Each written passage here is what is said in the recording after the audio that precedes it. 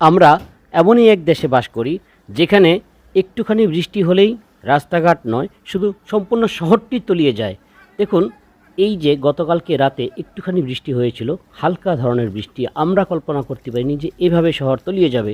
যেভাবে তলিয়েছে, আসলে যে কেউ হঠাৎ করে আসলে বোকা বনে যাবে যে এই দেশে কি হচ্ছে। এটা বৃষ্টির একটু বৃষ্টি হলেই রাস্তাঘাট তলিয়ে যাচ্ছে। আর সেই রাস্তাঘাটের পানিতে তখন নৌকা নয়, চলছে মোটরসাইকেল, রিক্সা, বিভিন্ন রকম গাড়ি ঘোড়া চলছে। এ এক অদ্ভুত ব্যাপার, যেখানে শুকনো জায়গায় চলার কথা গাড়ি ঘোড়া, সেখানে পানির উপর দিয়ে গাড়ি ঘোড়া চলছে। সত্যি এমন দেশটি কোথাও খুঁজে পাবে না কো তুমি। সেরকমটাই হয়েছে আমাদেরই অবস্থা। কারণ আমাদের দেশের মতো এমন অবস্থা বোধহয় আর কোনো দেশে আছে কিনা তা আমার জানা নাই। তবে কারো কিন্তু জীবনযাত্রা থেমে নেই, আমরা চলছি জীবিকার খোঁজে।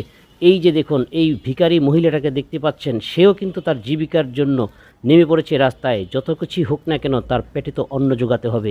এই হচ্ছে আমাদেরই জীবনধারা।